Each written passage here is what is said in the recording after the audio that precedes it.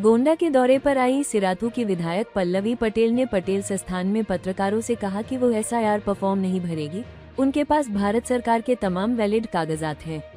वह एसआईआर क्यों भरें? ये पूछने पर कार्यकर्ताओं से क्या कहना है तो विधायक ने कहा कि वो चाहे तो भरे चाहे तो न भरे। मैं नागरिक हूँ, मेरे आधार कार्ड क्यों बना? मेरा विरोध है कि मेरे पास तमाम दस्तावेज है तो क्यों एसआईआर क्यों? एसआईआर केंद्र सरकार का जुमला है जो गांव के दूर दराज के लोगों का एसआईआर द्वारा उनके अधिकार को खत्म किया जा रहा है। जिनके पास दस्तावेज न हो उनका एसआईआर कराया जाए। एसआईआर चल रहा है, ऐसे में विपक्षी हमलावर है, कैसे देखते हैं एसआईआर को लेकर? देखिए, एसआईआर जो है ये मुझे ठीक वैसा ही प्रतीत होता है जैसा कि इससे पहले जो महिलाओं के लिए आरक्षण की घोषणा की गई थी। महिलाओं के लिए आरक्षण की घोषणा करते हुए सिर्फ पेपरों पे घोषणा कर दी गई, लेकिन उसको ज़मीनी स्तर पे नहीं उतारा गया। अब एसआईआर जो है वो भी केंद्र सरकार की एक जुमला जैसा हो सकता है, जिसमें उनका उद्देश्य किसी के साथ न्याय करना नहीं है, किसी का नाम ऐड करना नहीं है, बल्कि एक जातिगत आंकड़े निकालने का नहीं है, बल्कि उनका उद्देश्य है कि जो दूर दराज दलित, पिछड़े, मजलूम लोग जो गांव में रहते हैं उनका नाम उनके लोकतंत्र के द्वारा जो उनको ताकत मिली है वोट देने की, कहीं ना कहीं ये लोकतंत्र पे एक हमला है।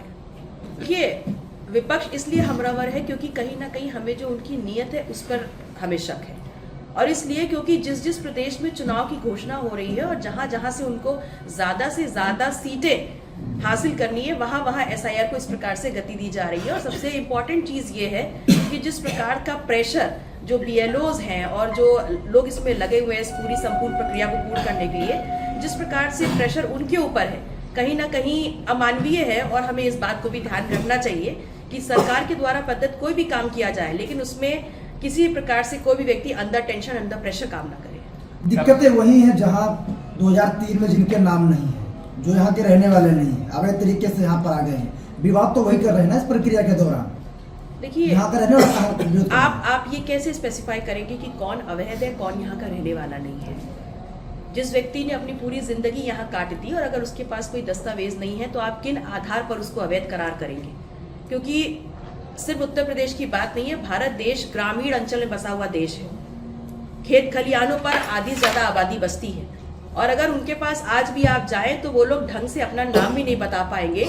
उनकी उम्र को साबित करने वाला कोई दस्तावेज उनके पास नहीं, तो क्या उन तमाम लोगों को जिन्होंने पुश्तें यहाँ बिताई हैं, जिन्होंने अपनी 4-4, 5-5 पीढ़ियों को यहाँ जन्म दिया है, आप उनको किन आधार पर अवैध करार करेंगे? भंडारा प्रक्रिया यहीं पर है, कागज हो या ना हो यहीं पर है, भारत में ही है।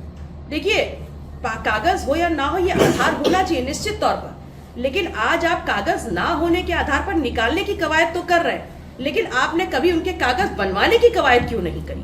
है कि वो लोग बीएलओ जो है उनके ऊपर दबाव है क्या ऐसे लोगों का नाम काटने? बिल्कुल दबाव है। अगर उनके ऊपर ये दबाव है कि पूरा कार्य जो आपको सौंपा गया पूरा नहीं होता तो आपकी तनख्वाह रोक दी जाएगी, तो एक व्यक्ति जो सरकारी कर्मचारी है वो 30 दिन काम किस लिए करता है? वो इसलिए करता है ताकि उसकी जेब में उसकी तनख्वाह है, वो अपने परिवार का भरण पोषण कर सके। किसी भी काम को करने की आप एक लिमिट लगा सकते हैं, लेकिन उसका वेतन रोकने का मापदंड तो सही नहीं है। अच्छा, सरकार ने जिस तरीके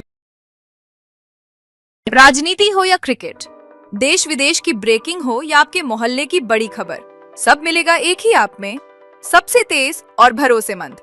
अभी डाउनलोड करें दैनिक भास्कर डिजिटल।